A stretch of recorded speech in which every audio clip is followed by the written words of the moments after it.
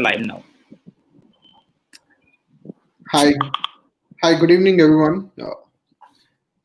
Thanks for joining this webinar on employee health benefits. On the panel, we have some very senior people, and I would like to thank all the respected panelists for this webinar. And I would like to give a brief introduction about the panelists who are going to be discussing the topics today. Let me start with Ms. Rajita Singh from Broadridge. Rajita has been a management graduate by education and has been in the IT industry since 2000. She currently heads the human resources at Broadridge Financial Solutions. Welcome, Rajita. And I would like to welcome Mr. Sridhar Sarathi.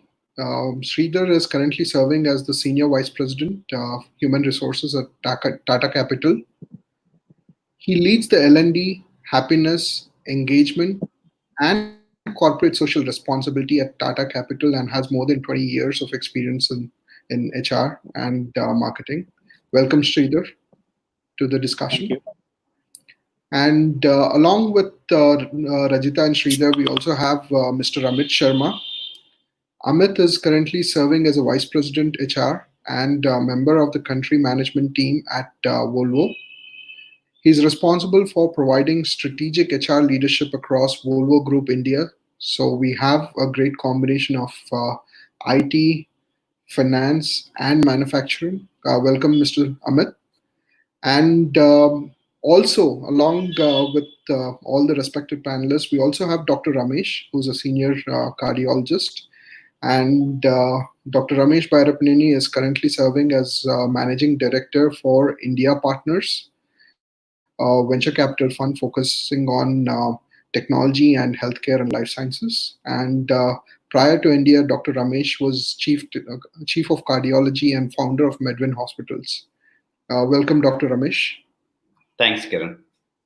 So the topic of today's webinar is something that is on everybody's mind, right? So we did a recent survey across a lot of HR fraternity and a lot of companies, and one of the top most important topic that is on everybody's mind is employee safety and employee well-being, right? And with that.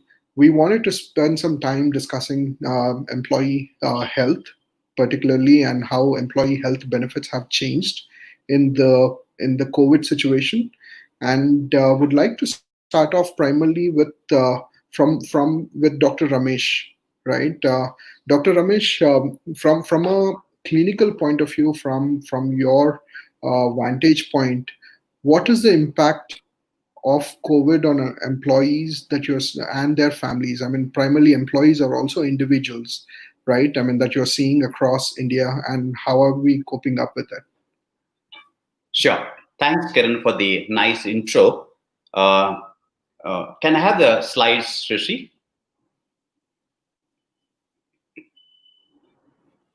Some of these slides are not to scare the audience, but I keep the perspective. For example, for the first time ever, probably 10 years, 15 years, cardiovascular disease is always the number one killer. I've taken the US statistics because those numbers are far more accurate than the rest of the countries, especially India. This is the first time ever in the recent past that any other illness, especially infectious disease, became the number one killer. For example, in April 2020, COVID killed more people than the heart diseases in 1 month, 50,000 plus versus 50,000. Fortunately, the numbers probably will come down in the United States in May. Can I have the next slide? Shashi, can I have the next slide? This is just a very representative, again, not to scare, but I will tell why I put this slide. So far, 100,000 lives have been lost in United States alone. Why? I'll refer back to this slide again. Can I have the next slide? People are always thinking, Kiran, other panelists, that if you have a vaccine, we'll get over this disease. Or if you have a magic drug, we'll get over this disease. Normally, vaccine development is 10 to 15 years cycle. You need to identify the target, and then if this is successful, the pharmaceutical companies make a go no go decision, and then it goes to the phase 1 studies, phase 2 studies, phase 3 studies, and then it's launched into the market. The challenges here are no one will scale up the manufacturing facilities until you have reasonable certainty that this is going to be successful. Fortunately, in today's circumstances, because of the COVID, because of the extreme collaboration between the governments, the grant agencies, the universities, and life sciences companies, some of these phases are getting superimposed. So hopefully, people are claiming that we'll have a vaccine in a year from now or 18 months from now. Can I have the next slide?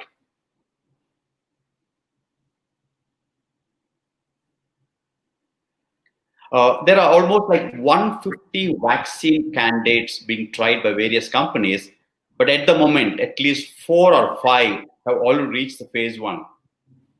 Even assuming we have a vaccine which is available, unless 60 to 70% of the entire world is immunized or vaccinated, it won't be able to protect. It's not the question of rich countries affording the vaccine. Unless all the poor countries also are vaccinated, the vaccine will not be effective. So there are so many unknown things are there. Next slide. Similarly, on the new drugs, I'm sure everyone must have heard about the Solidarity trial started by WHO. And similarly, there are 400 clinical trials going on. And especially all these drugs are known drugs like remdesivir, lopinavir versus ritonavir, interferon, hydrochloroquine. And I'm sure all of you are aware again that hydrochloroquine arm has been stopped by the WHO, the Data Safety and Monitoring Board.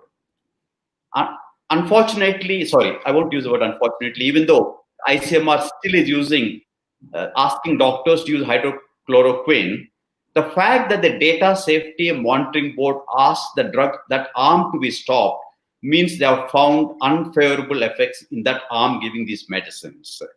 So I'll go back to the previous slide where I said 100,000 lives have been lost in the United States. Assuming even if you have a drug, we should not expect these 100,000 deaths will be prevented. At the maximum, any drug, if it produces 20% reduction in mortality, that's a fabulous result. So even if you have the best drug available in this country, this 100,000 deaths probably would have come down to 80,000 deaths. The same thing happens to the vaccine also. Even if you have a vaccine, if 70% of the world population also is vaccinated, we can't prevent completely the deaths.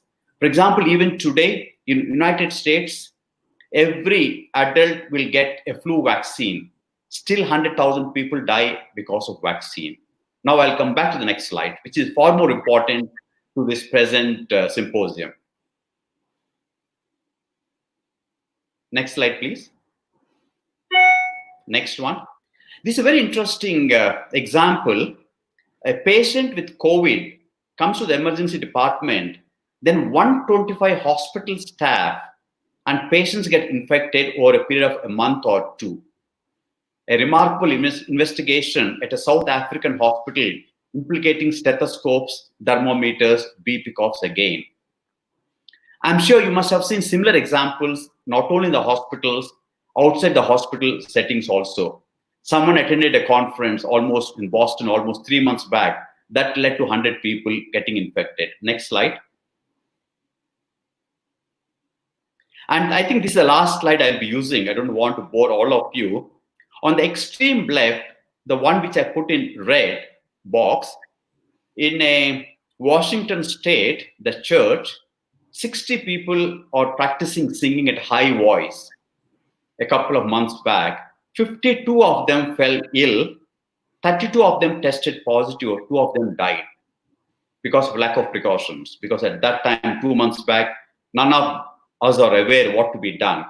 On the extreme right, Mass General Hospital in Boston, they employ 75,000 employees.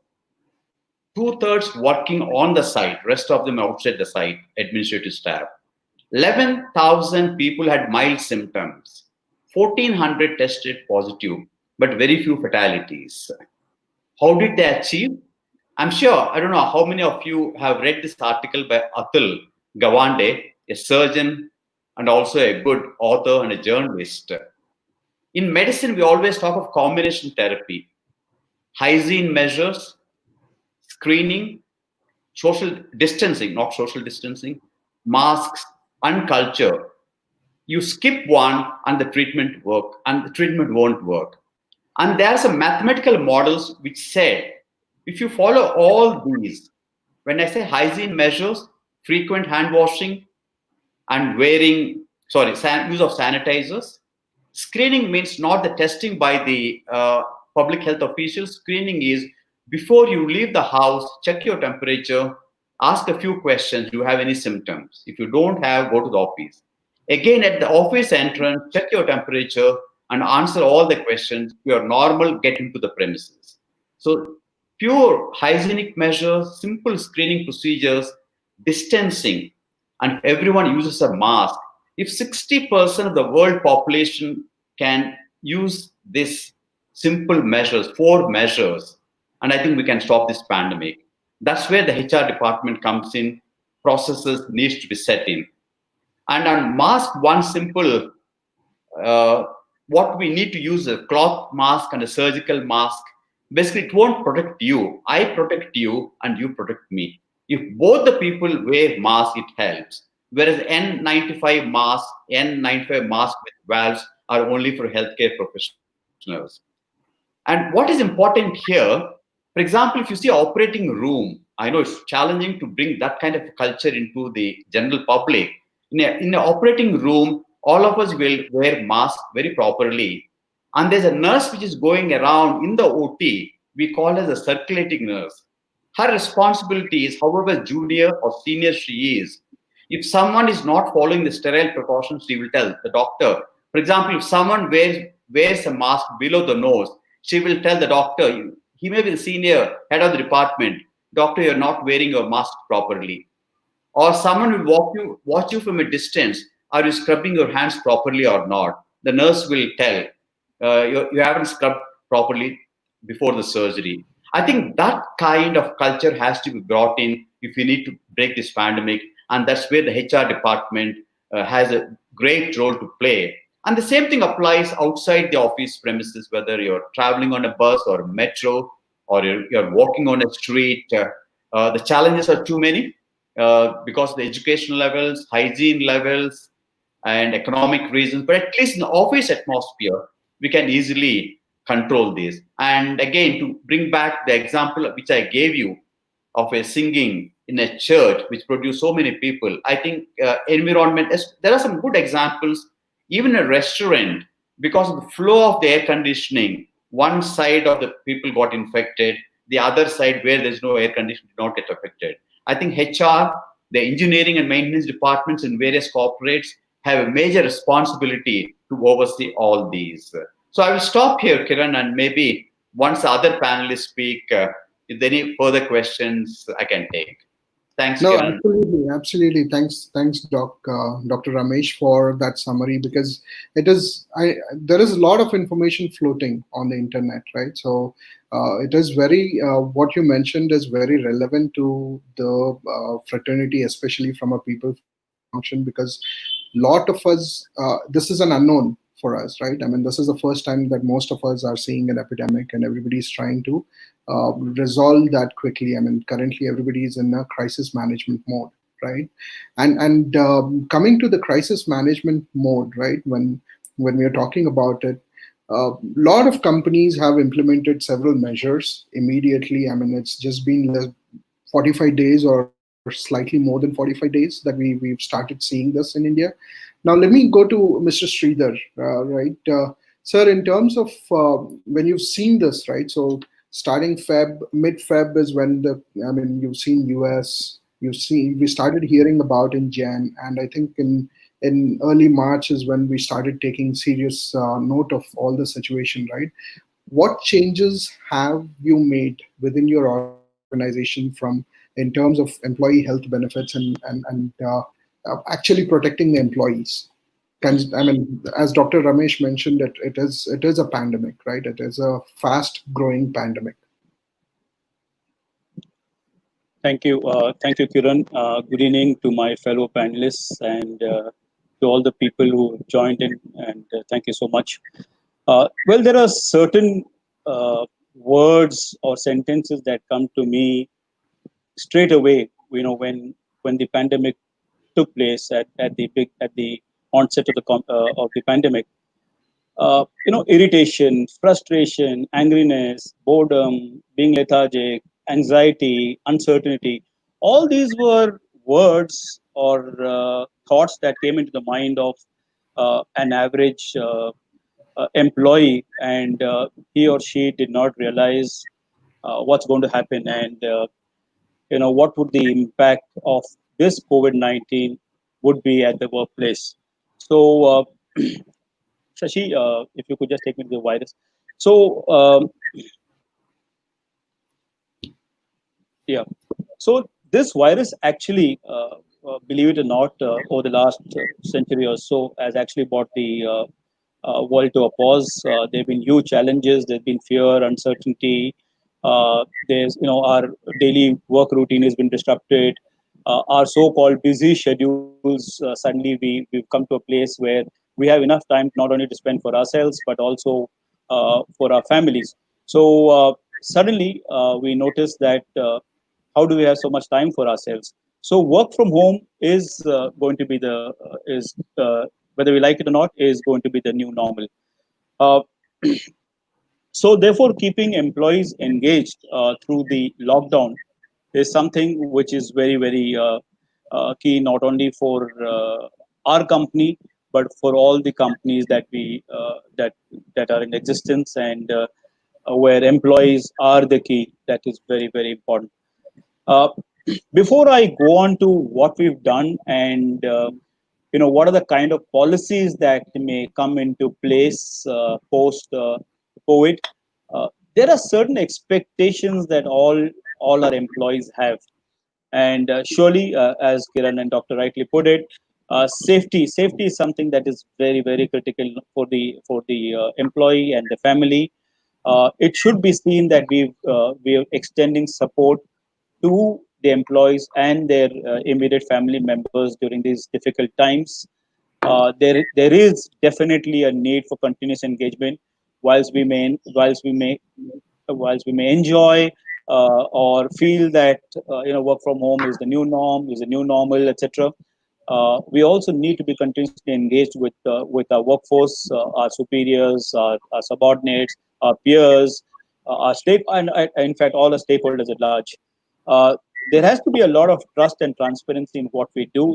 So you might have all the policies that you might launch or might introduce, but it has to be seen by the employee, especially if it's a multi-generational workforce.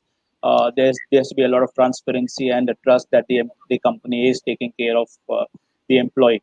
Uh, Whatever we do, all the engagement activities, including revisiting of policies, etc., or the engagement initiatives that we do, need to be inspiring, need to motivate, need to ensure that the employee feels, yes, that this is the organization that he or she is working for. Last but not the least, given the time that we have and given that the skills might change in the immediate future, the requirements might change in the immediate future, there has to be tremendous learning opportunities to actually bridge the gap between the competencies that are required, immediate competencies, and the competencies for the future.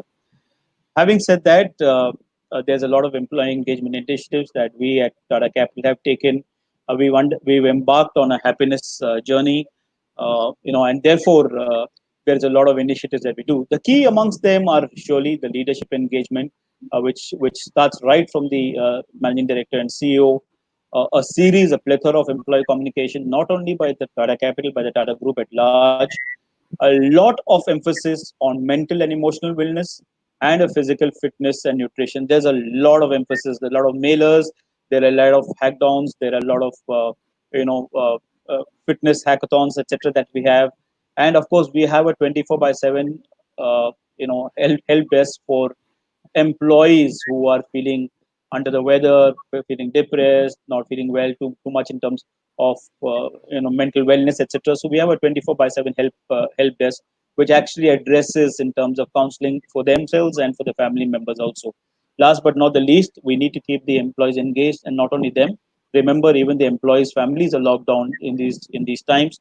So we engage the employee families along with the employees, and making sure that they have fun at the workplace. So what when we come to the off ask question, so is working from home the new normal?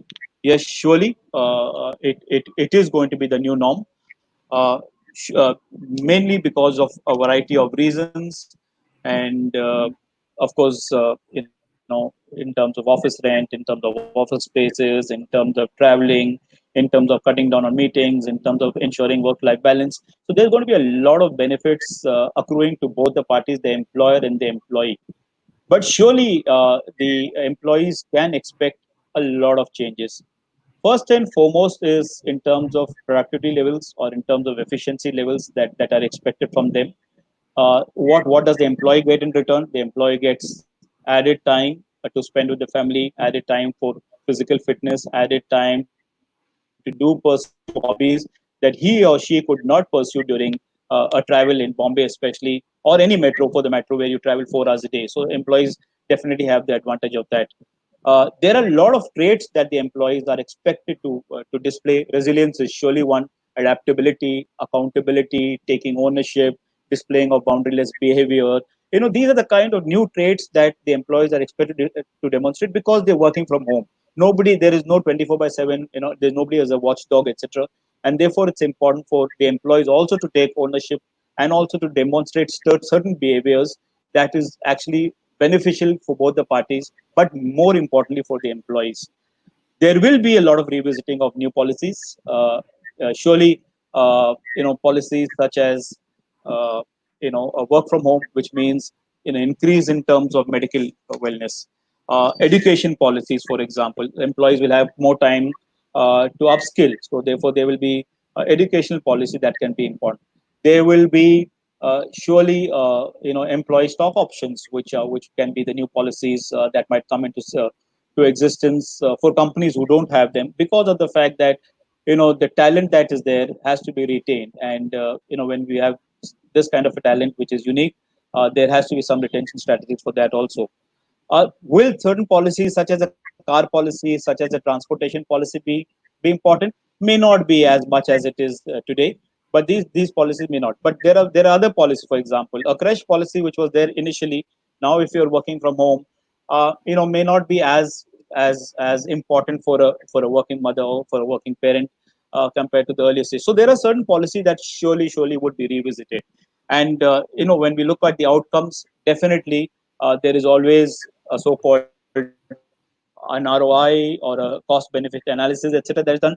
But I think what's important is, compared to the costs that are incurred, the efficiency. So we've seen across the organization for the last 2-3 months, for example, the number of training programs that we delivered or the number of engagement activities that we done, the percentage has just shot up. The online programs that we done is just shot up. So on the other hand, we're delivering all the programs digitally, but the number of employees who attend these programs have really gone up exponentially. So there are surely a lot of benefits.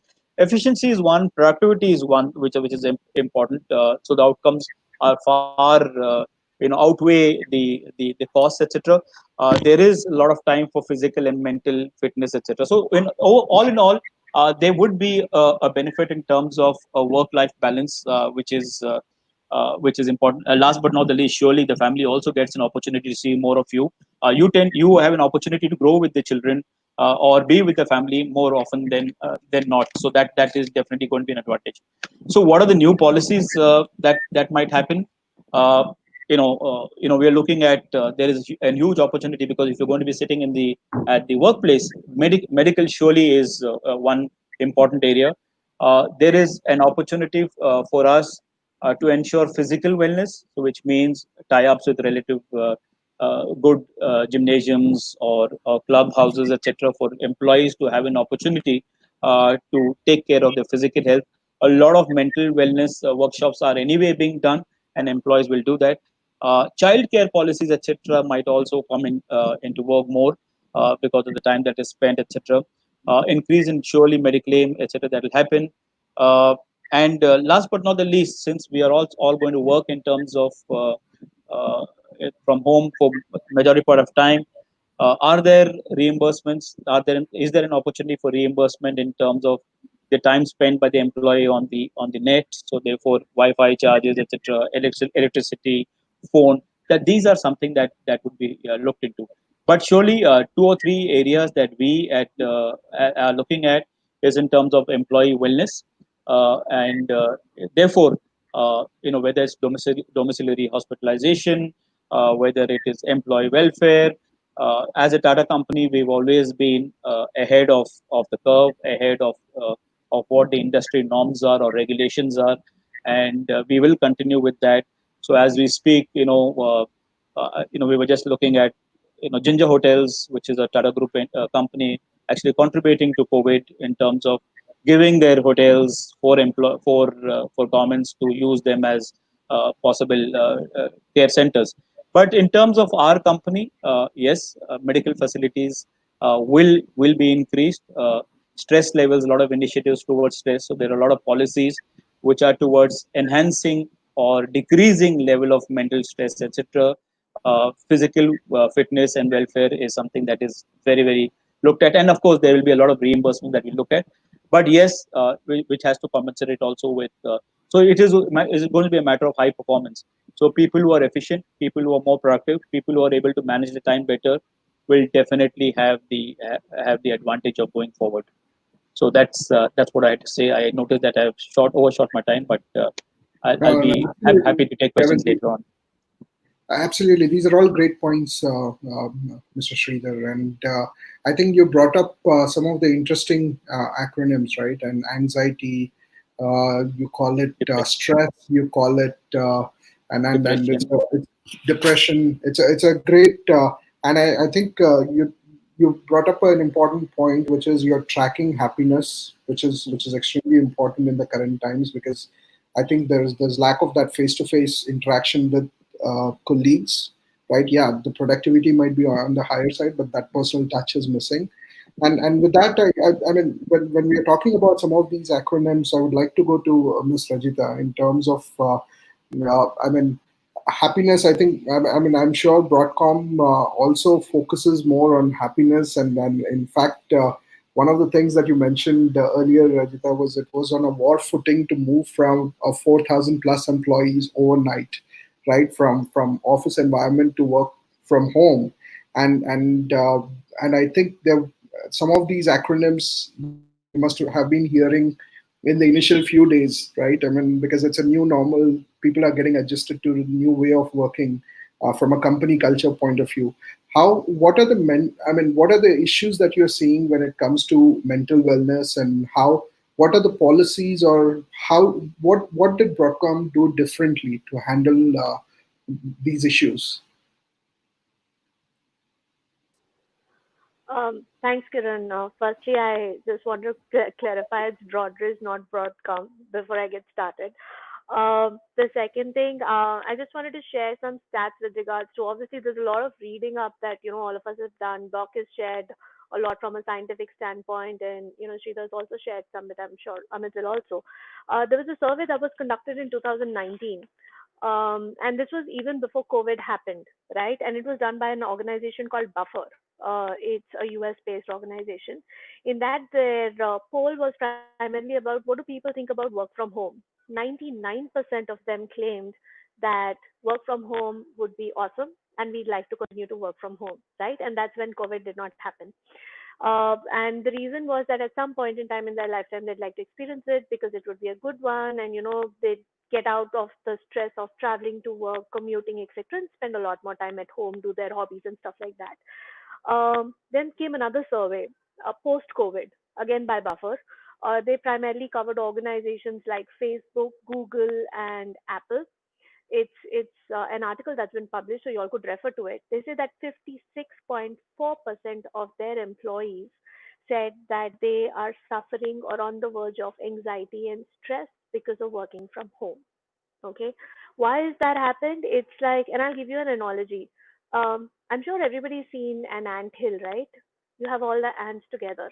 What happens when you throw a stone or you just kick it? All the ants are in a scurry and it's all over the place. I think that's what the pandemic, COVID did to us in a century. None of us knew what's going to happen. It just came in, and we all had to behave that we are on top of it and we know everything, especially the ITs industry, right? Because we are leading the way.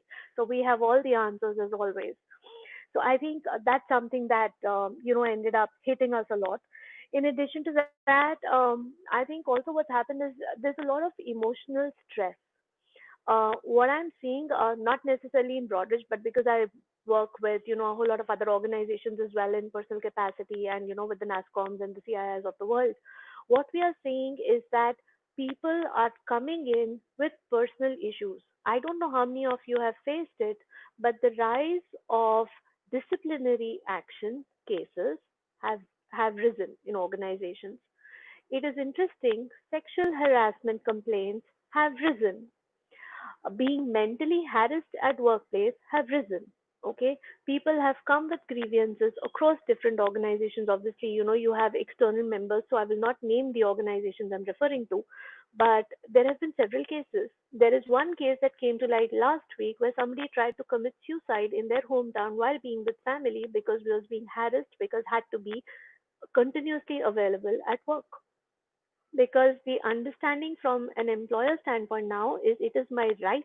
You're at home, you're not going anywhere, you better be available at my beck and call. And please note, I'm not talking about Broadridge. We are one of the top and great workplaces, so I will actually talk about what we are doing, but I'm giving you a scenario of what's happening and what I'm hearing. Okay. In addition to that, I think one thing that we need to understand, and what I have done at Broadridge is understand that it's a combination of the physical and the digital world. The term used nowadays is digital. So, because you need to balance the two and people are working at home, you need to come up with several things that complement both, people for the work that they do. It's not necessarily only policies, but it is primarily about their mental well being. So, in addition to webinars and stuff like that, and on a lighter note, I know we are also on a webinar. There is a skeleton doing the rounds on WhatsApp University saying cause of death webinars. So I hope this one doesn't go down in that and people actually learn from what we are saying. But the fact is that you need to provide for people to take a break, take regular breaks, become a little mindful. There are a lot of EAP organizations. I will name a few, like One to One, like Silver Oaks, and like like the Social Org. They have developed apps. They have programs. They have counselors available for them where people could just pick up the phone and talk to them, because at times, while when you are in a crowd you can still be alone. When you're with family you can still be alone. Reason all of this is happening is very clear. So let's take work and let's take home. Okay, work primarily is a place where it's short term. You want to earn some money, you want to move to another place, so it's not quote unquote permanent per se, right? It is a place that could possibly give you stress because of deadlines. It's a place that could possibly give you excitement, could give you an overdrive of jealousy, whatever, depending on how well you're doing in your career. What is home? Home is a place where you relax. Home is a permanent place. Home is a place where you can actually just be yourself as family. Now what's happened is work has come to home. Home has not gone to the workplace. And in that, the mental capability of distinction of being distinctive of when I have to switch off is a challenge. And for any habit to develop, it takes 21 days. It's scientifically proven, right? So for people also to get into the groove of work from home and what it takes a lot of time. So I'll tell you what we did at Broadridge. We rolled out a survey. We did it at two levels. One was global and one was local. Local means India specific across the three cities where we are present, to understand how people are feeling about work. Okay, so one was their side. The other, we wanted to know how their families were feeling about them working from home. And the third aspect was, do they really want to come back to work? Because obviously, with TCS and the other organizations and Twitter announcing no need to come back to work ever, TCS saying 25, 25, what do other organizations do, right? It's having a huge economic impact.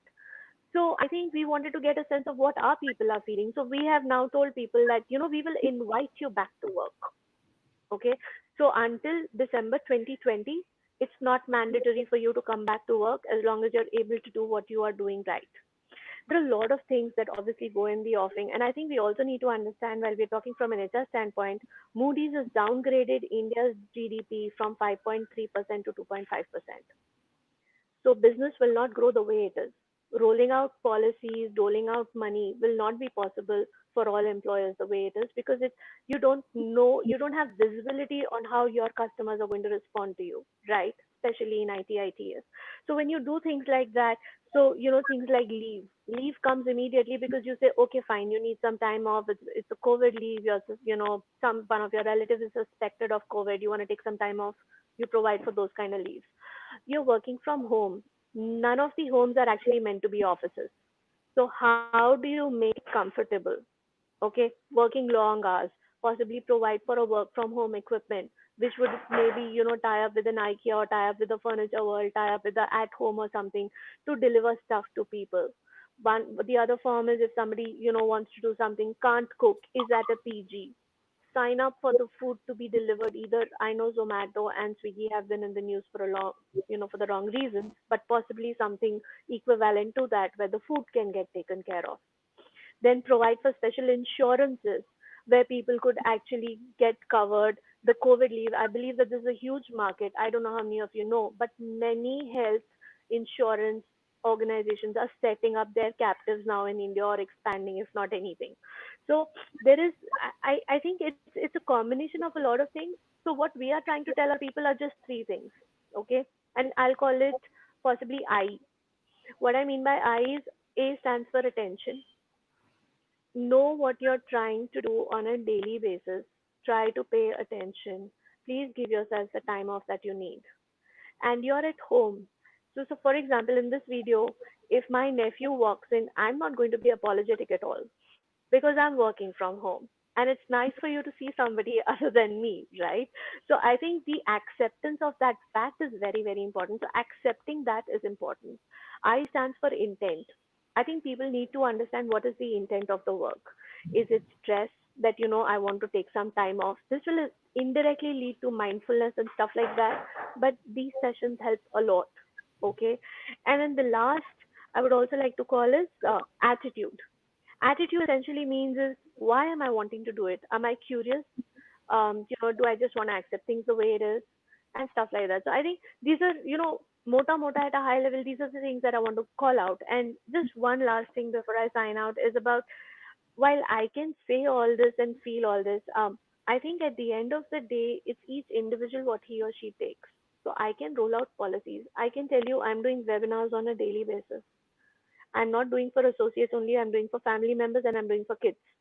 And I know that the kids actually participate a lot more than my associates do because that's the feedback that I've received. So from a brand will and repute, I'm getting a lot of it, but that's what it is. So with that, possibly we'll take some question and answers later, but that's what I had from my side. Thanks, Rajita. I mean, Broadridge definitely has a tagline for employees where the broad smile, and glad to know that you're doing everything possible to actually keep up to that tagline, and and uh, and definitely, I mean, when we are looking at some of these, one of the interesting facts is, so we offer 24/7 doctor support through our platform to more than 200 companies. And in the last 1 month, what we've seen is almost 300% jump in terms of consultancies. And what is really interesting out of this 300% jump is almost 30% of these consultings are happening between 8 p.m. to 8 a.m. Right? These what we call graveyard shifts, right? So these are happening at those midnight, and it is and almost 70% of them are non-COVID related, right? So definitely, I mean, to your point, right? I mean, there is a lot playing on individual employees' minds, and definitely, I mean, some of the points that you suggested makes absolute sense. And now going to Mr. Amit. So, sir, in terms of, I know it's just like I said, it's just been a month and a half, 2 months. Like this is a new normal, and we suddenly started, as Rajita mentioned, threw a stone. If you throw a stone at ant, everything's like scattered, right? And now we are trying to come back to normalcy. And from a manufacturing point of view, right? From a manufacturing industry point of view, from a Volvo point of view, right? What is it that Volvo has done, learned, so that, I mean, God forbid, I mean, if the cases rise in June or July, as Doc mentioned, right? It's not going to go away anytime soon. What is it that you're implementing to ensure that it is in control, it is in check from a manufacturing point of view?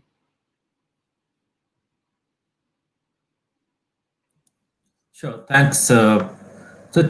So what all of my other panelists said, and that's something which is very very relevant, and actually that gives me a good context towards sharing what I would like to share, and I would just like to kind of prime it by saying that this is a classic change curve. In a change management, you say there's a anger, there's denial, and then you start accepting it, and you start living it, and then you start kind of working with it as a new normal. This is a classic case of that which we have seen when the COVID struck us. We were in denial, that it will not happen in India. It's somewhere in China, somewhere in Southeast Asia. There were all sorts of theories. The doctor will pardon me for that, but I heard all sorts of stories like, hey, 25 degrees and above, the virus dies. So India is anyways a hot country. Nothing, this virus will not survive in India. Or Indians have a very high immunity because of we eat pani puri at the roadside vendors. So our immunity levels are pretty high. Nothing will happen. So we were in the state of denial, as a nation, as such, and the same happened the organization too, that nothing will help, nothing will change, and things will be normal, and India will remain insulated. And when we finally suddenly started seeing what was happening, and it just hit us, I would say like a tsunami, that people were just not prepared, and not prepared because of the reasons that they never thought they need to be prepared. And that's what really happened. So if you really look at it, what are the key lessons which we have learned in the last 1.5, or I would say 2 months now, because somewhere around mid of March we started looking at it. We realized that all our workforce planning is not there for the sudden uncertainties. We are just not equipped, as an organization, to plan for our workforce, which is in line with what is happening everywhere else. We can't really move up and down our workforce so quickly as it generally needs to be in such situations. Similarly, the work from home piece. In a manufacturing company like ours, we said work from home, not for us. We are not there. It's a nice concept for an IT industry. It works very well there, but we are a manufacturing organization. People need to be on the factory floor to work.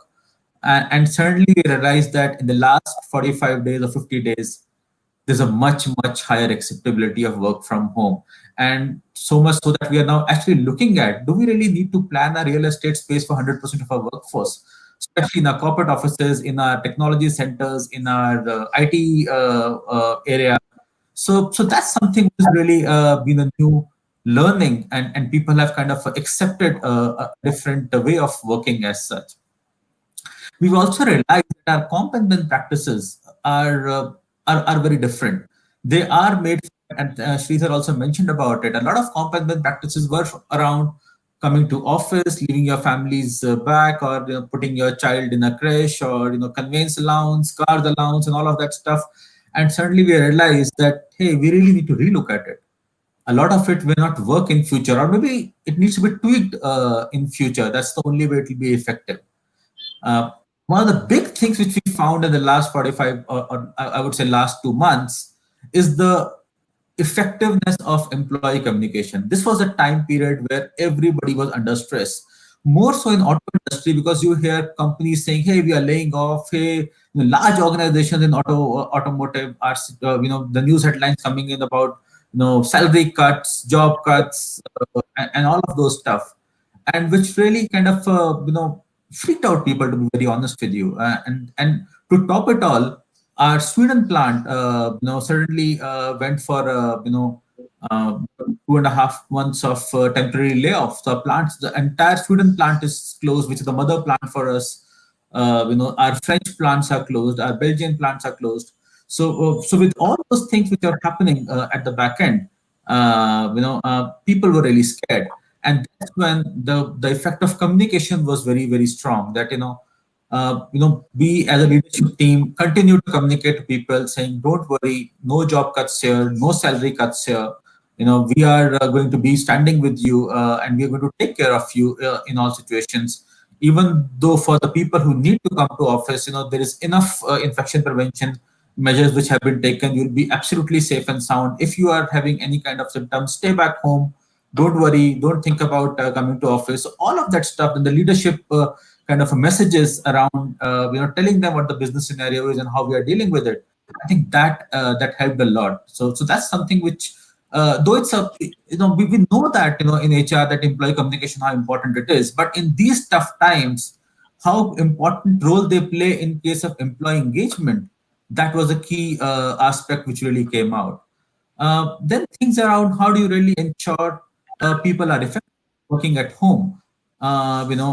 So in a general work from home scenario, which used to be there earlier, when people used to work from home, depending upon when they wanted to, like once in a week or twice in a week or something like that, they would still work from home. Means work from home, they'll work. Now what is, there is a situation where you don't have household helps, you don't have kids going to school, so there is additional element of taking care of your home also during the day, or somebody is coming in, to fix something in the apartment complex. So all of that stuff needed a different kind of a continuum. So if you really look at it, we couldn't expect for people to kind of log in at 9 p.m. and log off at 6 p.m. or 9 a.m. to 6 p.m. That was not possible. It became a continuum, which we started understanding, and we were accepting that. That's fine. So somebody can log in at maybe 9 o'clock, log off at about 10:30, do some household work, again come back at 12. Maybe 12 to 1:30 is again working. 1:30 again he logs off. So it becomes a continuum thing till the time the output is clearly there, till the time the person's efficiency is there. There was acceptance of the fact that yes, people don't need to be logged in from 9 a.m. to 6 p.m. In the Skype, green light shouldn't be on always, because that's something is not what we are looking at. That became a key aspect which we realized. We also looked at the fact that our managers are not equipped to handle remote workforce. They are more equipped to handle workforce which is on a face-to-face basis. So it required a different skill set in terms of managing people who are not in front of you.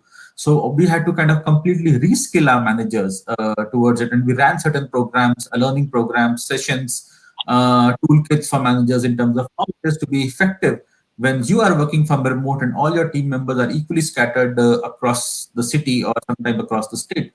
And then how and what does it mean for everybody else? So those things. How do you really engage with them socially? How do you really look at them? Have those fun sessions which we typically have. Those, how do we still have those coffee conversations? That was a completely relooking at the skills which our managers needed to have. At the same time, how do you really do your performance touch points with people? How do you really have those conversations as such? And in a scenario where you are not looking at person mostly face to face, you are just looking, you're hearing a person's voice in most of the cases because of bandwidth issue. Most of the people kind of switch off their videos. Then how do you really understand the emotions of the person? See, when I'm sitting face to face with an employee, I can see the reaction of what I'm saying, and I can kind of cool off and change my tone accordingly to kind of to ensure that it remains effective. In a scenario, especially when you're not even looking at a person as a manager, it's difficult for people to judge how it's being taken. And sometimes, after a session which can be a bit of a, let's say, a not so good session of conversation, you just take out a person and say, hey Joe, come on, let's forget it, let's have a cup of coffee and kind of relax and chill, or maybe go out in the evening for to have a beer, to kind of bring the person back to normalcy. You can't do that now. So how do you then have a different manage those conversations and those mindsets and those emotions? So that was a big change for us, which we realized and we kind of focused on as such. Mental health, Rajita mentioned about it, very, very critical aspect, primarily because of one is the fear of job, second is the fear of compensation cuts, which we, for part of it, we continue to have that conversation that don't worry about it. But the third fear was about, is my family safe? If I would step out, and there are certain critical people who had to come to office for maintaining certain utilities or for maintaining some of our servers or who are supposed to work in the labs, they were those critical employees. So when they were going back, they were scared. Am I bringing back the virus home? And how do you deal with them? How do you deal with their anxiety? And that was something which was, a very different aspect which we realized, and we kind of took care of them, very, very effectively. Uh, we also realized that how do we really need to have employees social needs as met. So just like in all organizations, there are a group of friends who go about on a cup of coffee in a conversation in the office, and maybe bitch about the boss or talk something, say something about the organization, and have those light fun moments. Certainly you can't do all of that stuff. So we kind of told them that you can still have a virtual engagement, use our IT tools, use our internal Yammer platforms or Microsoft Teams platforms or other platforms which we have, or Skype platforms. Have those virtual social sessions where you're not talking work and we're just doing interacting socially, and kind of making your social needs met as such. That was critical. One complexity which we faced in this entire situation, and being a manufacturing industry itself is pretty interesting, is about employee relations. Now, there is one aspect of it which Rajita mentioned about workplace harassment issues and the sexual harassment issues. Thankfully, we didn't face any of those. But the kind of issues which did come up, and they're pretty interesting, is that somebody, fell in his bathroom during the day, and his arm got fractured. Now, is it an accident during the work course of employment or not? And is company liable to pay compensation under the Employees Compensation Act or not? Or is the person supposed to be given some kind of a company time off after that because it happened during the course of employment? Or this is happening at home. Now, those are the interesting dimensions which came up. Somebody was having a,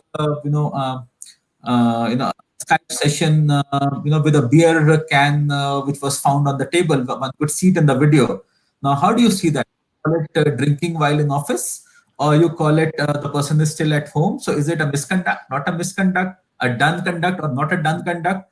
Those are interesting dimensions we also kind of dealt with, and none of us were kind of prepared how to deal with it, and we had to kind of relook at it in very different perspective around it than we would have taken it in the normal course of session. So those are some of the things which kind of we dealt with, and we are kind of managing it going forward on that. And maybe I'll stop here at this point of time, and then maybe happy to take certain questions around this or anything else going forward. I'm very, very interesting. I mean, very, very interesting and very personal challenges that you have with respect to manufacturing. Right? And just last week, after a very tough day, my entire core team sat together late night having a happy hour on a Zoom call, right? So I think there's change in behavior, what we call pre-COVID and post-COVID, right? So those terms are now common. So I think there's complete change and phygital, right? So of course we didn't get to cheer, but yeah, but those are little things that are actually keeping everybody going. So while there are some questions coming up, right? So one of the most important question I think everybody's on everybody's mind is, I would love to hear quick um, feedback from the panel here, is from your company's point of view, and Dr. Ramesh from a public health point of view. When is everybody thinking the normalcy would kick in, right? When is back to work even reality, or is it still far away, too uncertain to talk about now? Let's start from the clinical point of view, Dr. Ramesh, right? I mean, is it just couple of months away, or is it a year away? What do you think? I My think you're, feeling is probably. Can you hear me? yeah, yeah, please. Can you hear me? Yeah, yeah. Yeah, I think my assessment is we should be careful for the next 12 months. And why I said 12 months is not because a vaccine will come, as I mentioned, or a miracle drug will come. 1 year, basically, for the virus pandemic to just die down by itself. And to me, the biggest scare, I think all the panelists were talking of work from home. I'm more worried of if people start coming back to the offices, the transportation, how safe they will be, and at work, how to make sure the workplace is safer. And you have seen examples of restaurants because the air conditioning entire one half of the people sitting on one side. Those are far more challenging issues, I think. So I think we have to be mentally prepared for 12 months. I'm not an expert to comment on the HR issues, work from home, but I think someday or other people have to come back to the offices. And what are the safety measures we need to take? That's very crucial. And as I told you, if I can bring the operating room experience to the office, it's fabulous. But that's very challenging. Even in the hospital, you'll see the class four employee. She will put a glove and go around the entire hospital for 8 hours.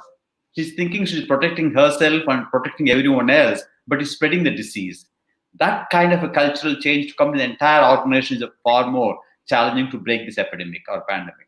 And from Broadridge point of view, Volvo and Tata Capital, I mean, from the panelist point of view, what do you think? When are you guys thinking about coming back to work? So, from our point of view, you see, we've been following the norms that have been set up by the respective authorities and governments. So, of course, there are already zones that have been identified, demarcated, do's and don'ts, etc. In spite of that, it's a safety first approach. For us, the employee comes first. His or her safety is of prominence, predominantly. Their safety is very, very key. Even in the green zones, we've actually identified, the percentage of employees who should be coming.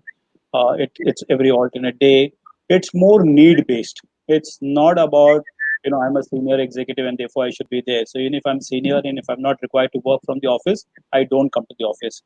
There are do's and don'ts. People who are parents above 60, people who have children less than 5, people who have certain diseases, BP, diabetics, etc. So all these parameters that we have, we've requested employees to give those, and only then do we permit them to come. And it's not every day. And last but not the least, there is no public transport, and even if you come on a two-wheeler, you have to be alone. Or if you come in a car, maximum people that can come in a car is two. So we have a very, very robust SOP, and we've actually requested employees to follow that SOP. Surely we will penalize employees who don't follow the norms, because we are going. It's for us. It's very important that the safety of the employee is very, very key. So I've not actually been in the office, though our office has opened for the I think the last 15 odd days. I've not been to offices yet because I don't think my role demands that I be in office. So therefore, I have not been there. But yes, once as Dr. rightly said, there is no urgency to rush into office to show that I actually work out of office. I also work out of home. The question is, as it slows down, as the disease is more or less under control, then we will take a call on how many employees. So I don't think in the next 6 months we will have 100% coming in. If we feel there are certain roles that can operate out of home, we will continue with that, because it benefits both the parties, the employee and the employer. And if there is increased efficiency, so last 3 months we've seen increased efficiencies, as I mentioned before.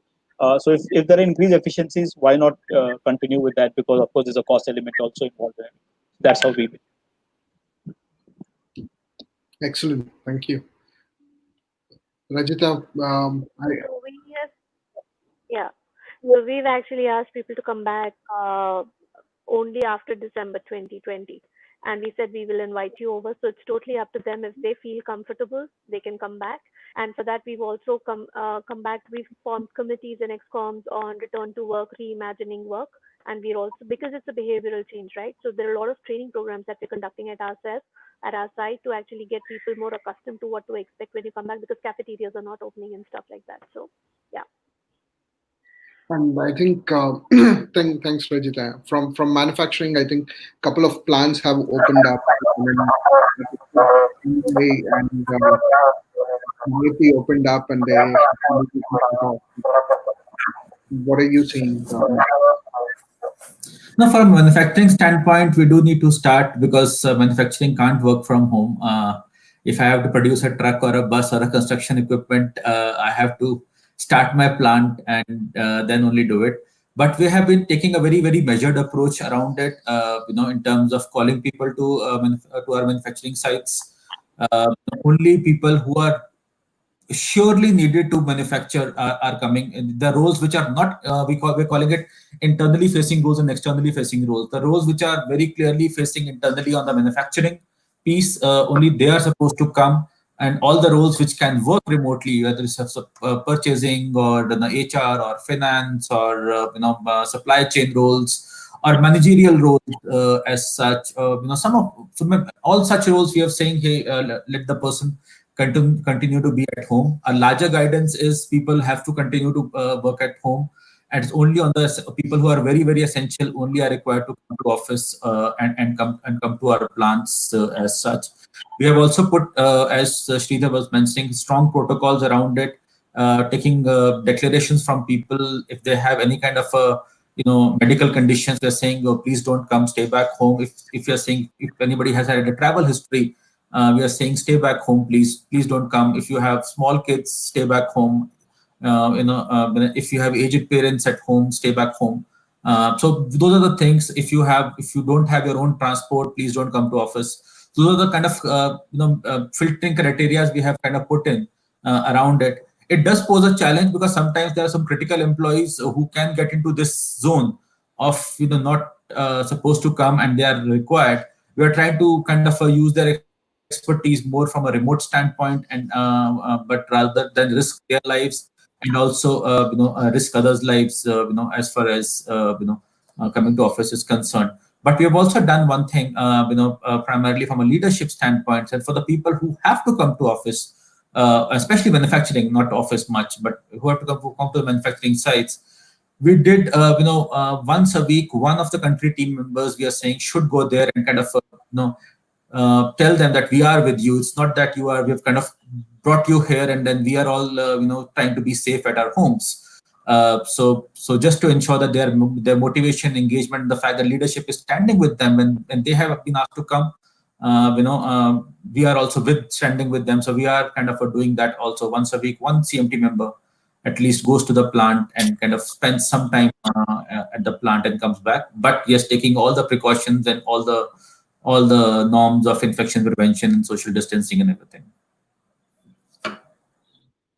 Excellent. I mean, one of the interesting points that you mentioned yesterday, Amit, is while in technology and IT and other companies, we can move around the chairs and provide that social distancing in a fixed manufacturing setup, right, which is already fixed and you can't move around. It's yeah, some of those challenges are very unique, and I think it's only time will tell, right? So excellent point, guys. At this point, I just wanted to open up and ask the rest of the audience if they have any questions for the panelists here in terms of the particular topic. So, please post them on live comments so that we can answer them.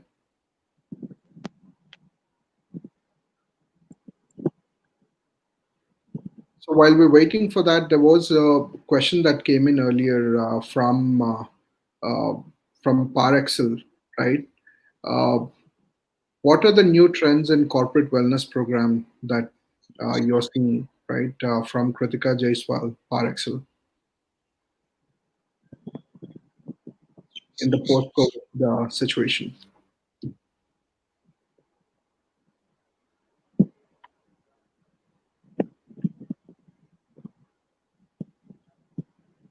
You want me to take that? Yeah, please. Okay.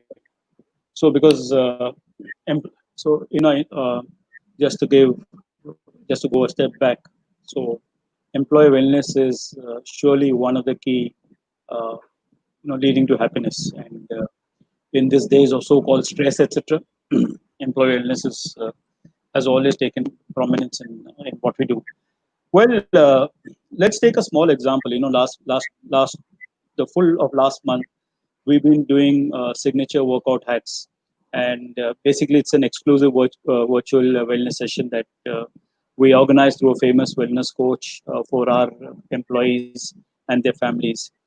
Uh, you know, if you'd asked me 3 months back, uh, I would have said, this would not be engaging, this would not be entertaining, this would not be liked by the employees, this would not give the desired ROI, this would not be cost beneficial, etc. And how do we actually follow somebody on the net or streaming, etc.? But this has actually happened, from a physical environment to exclusive virtual wellness session, where you get in much more than what's happened actually in the in the physical sessions. So surely these wellness webinars, etc., will be uh, the way to go ahead in the future. When we are speaking about mental wellness, that again is a big uh, is a big strength in terms of an online learning, because of the fact that now employees are not only going for a counseling session or undergoing a counseling session over the phone, but they're also encouraging their family members during these times of stress. Children's studies, for example, children's exams being postponed. So therefore, there's an opportunity for children, the family members, the parents who are not well, undergoing. So this mental well-being during the crisis is helping to cope with anxiety, panic, managing social distancing, etc., stress management. How do we take care of elders, kids, etc., building resilience. Last but not the least, Rajit also mentioned about creating mindfulness. So I think as more and more employees, especially the younger employees and the senior generation employees, get an opportunity to work from home, these kind of activities also will go online, and it is for us as employees to make the most of this. So I think this is the way ahead. And last but not the least, there is no the seats are not limited. So it's open to not only 100, but it's open to 1,000. So therefore, there's an opportunity in terms of scale, in terms of reach also. I'd just like to add to what Sridhar said, is that earlier in the organizations, health was primarily physical health, and that's what we were all focused on. All the insurances were around physical health as such, all the programs were around safety, was around physical health, keeping safety from that perspective. The mental health piece is something really come up now, which was earlier I saw only in Europe. In European companies, especially in the headquarters, we saw a lot of focus on that. I see, a high focus now coming to India around this particular aspect. And as Sridhar said, most of the good companies, including ours, are spending a lot of time now to focus on this aspect of health and wellness, and not just the physical health. And for one of the interesting trends that we are seeing when we are talking to our existing clients and the HR fraternity is today, one of the interesting trend is as work from home is the new policy, right? And it's not going to go away anytime soon. What we're seeing is most of the employees have temporarily migrated to their hometowns, right? It could be in tier two, it could be in tier three, tier four in certain cases. And like you mentioned previously, it was more physical, right? All the wellness activities like yogas and everything used to happen in one office space in a physical location. Now, with everybody scattered across multiple locations, there is more focus on virtual care, right? Which is how do I provide unified benefits to my employees, irrespective of their location, where they can access anytime from anywhere.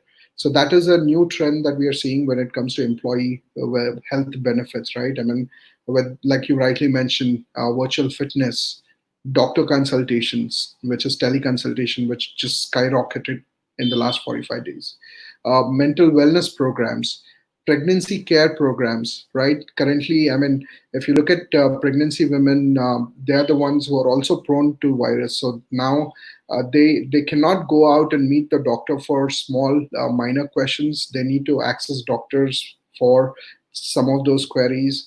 Then the other areas that we are also looking seeing is basically uh, not only that, even from a specialist point of view, right? So everything that we used to do from a physical point of view, even like pharmacy, right? Everybody is looking at home delivery of pharmacies. Everybody is looking at, even when some of the employees who used to have health checks done, going to the diagnostic center and get a health check done, are now saying, can you send the person home for a sample collection, right? How do you provide a uniform, unified care, irrespective of the location where they are, and more importantly, provide it across India, right, from tier one, tier two, tier three, and tier four. So that's where we are seeing the trends where everything is going to be digital, and as much as possible, it's very scattered, right? With that said, I mean, excellent point. Thanks panel for excellent points. Let's take one more question from one last question from the audience, right? So one of the questions that came up, I think we covered it, but I think if we could hear from other panelists is how, God forbid, but how do we prepare the workplace for future crisis situations? Right? I know it's gleaning too far ahead of time, but any thoughts here? This comes from Sarita from Indian Institute of Human Settlements. You see, we've always spoken about earlier days. We would speak about disaster recovery, PR. Then we spoke about BCP, business continuity planning. In a way, we never expected that this would happen sometime in our lifetime, right? And therefore, we never spoke about crisis management. So now we are better off. I mean, at least we are so-called experts in as to how to handle crisis. So in a way, there's always already been something that's happened before. Anything else that can happen worse than this. Uh, Question is, there are always blind spots. In your scenario planning, in your strategic planning exercise, there are always blind spots, and crisis is something that doesn't come and tell you that I'm going to, target you from tomorrow. But yes, there are things like what we learned today is in terms of, employees do like to work from home. Yes, employees have an aptitude to learn from home. Yes, employees have an opportunity to take care of their mental and physical, health, which is from home. So there are a lot of things which we thought could only happen as a classroom style of or a physical way. So yes, it becomes more mechanical. That's one point which I wanted to mention, in the sense that you don't get time to speak about your family, you don't get time to speak about good times, you don't have time to make fun of each other.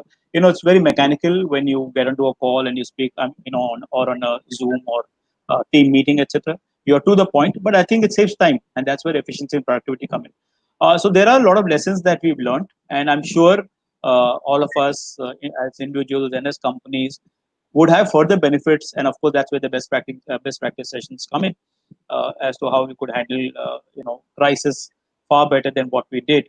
Having said that, I think most of us have been pretty agile in handling scenarios in this scenario.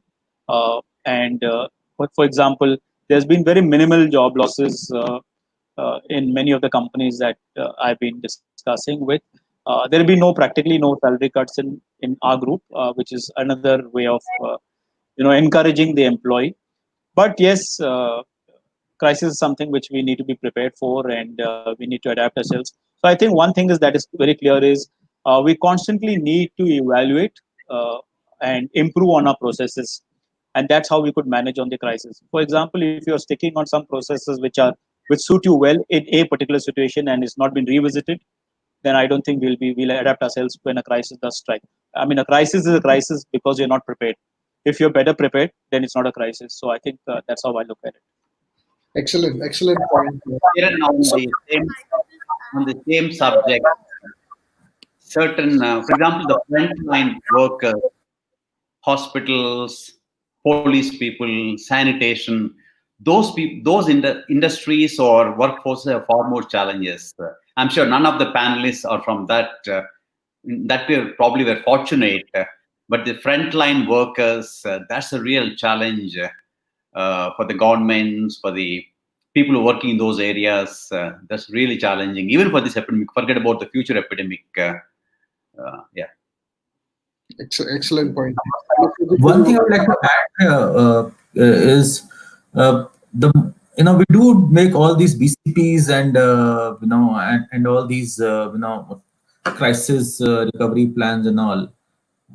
And I'm sure after this, all of in all our companies, COVID will also become one of the points in the business continuity plan, and we'll also kind of create a SOP and process around it. The problem which I see in organizations is that the institutional memory is short. The fact that in a few years down the line, when the managers will change, people will change. Suddenly, there'll be new set of people coming in. That that transfer of knowledge doesn't happen that effectively in many organizations, and then there is a chance of this getting lost out somewhere, and we may again be facing a crisis somewhere later. We all have seen 2007-8 financial meltdown, and every company created a plan around it, that what we need to do if suddenly there's a crisis, a financial crisis. Today we had a financial crisis, with the orders drying down, the customers are not buying, the revenues are not coming in.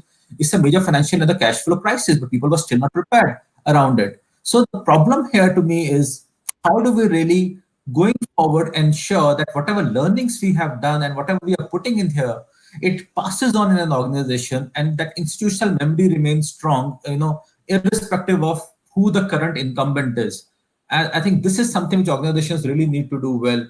Then only they'll be prepared for the next crisis. Otherwise, we must start from zero again if it happens, let's say 15 years down the line, with some other situation. So I just want to add on, Amit, thanks for saying that. I want to share something what I came across through BCG around the 8th of May. They had actually published a report. It doesn't say that it's a quick fix and it's a cheat sheet for you that these are the top 10 things you can handle any pandemic. But I think it provides you with very different perspectives with regards to how you can manage such a situation. So there are two parameters that you need to look at: your current capabilities and what is of strategic importance to you for the next 5 years, 10 years, 15 years, based on your organizational evolution where you are, right? And as part of that, they've identified 7 parameters to look at. One which talks of smart work, where it's about remote work, it's about facilities, it's about lower cost. Second, it talks about physical and mental health. So obviously that's on the priority for any employer today. Then flexible workforce. We've been talking of gig economy since 2010. Not too much has happened, but there is a possibility that gig could be on the rise because of this. Then a new paradigm for skill and talent. Over here, what we mean is there's a lot that's happening on learning. I think Sridhar also spoke about it. How do you create an adaptive learning ecosystem? I think that is very important. Just giving random digital learning systems will not help. But how do you create the ecosystem around it is going to be critical. The fifth is about leadership with head, heart, and hands. Okay, I think many a times we get stuck, and there's a lot of stuff that's been written about servant leadership and stuff like that. I think what kind of leadership do you have in your organization, and how is your organization viewing it, is going to be very, very important and critical. The sixth point is about the purpose and driven culture. How do you align all of these parameters across the two sets? Lastly, being resilient and bionic organization, wherein we talk of how do you simplify your operating model. I think that's going to be the key. So I call it the 3 S's: simplify, it has to be scalable, and you have to have speed. So that's my 2 cents on that. Absolutely, and thank you so much. I think we are at the top of the hour. Thank you so much, Mr. Sridhar, Ms. Rajita, Mr. Amit, and Dr. Ramesh, in terms of spending your time sharing your knowledge, and more importantly, best lessons learned from your point of view with the fraternity. I would like to end the session with one small feedback that we received from the audience. Right, let me just read it. Right, before joining the webinar, I thought it would be the same as other webinars, talking the same and nothing will come out of it, a waste of time. But it turned out to be great, and I didn't feel like leaving it in between. So one of the audiences, one of the HR fraternity has written, and she loved it, right? She's still on. So thank you so much. I mean, Thank you.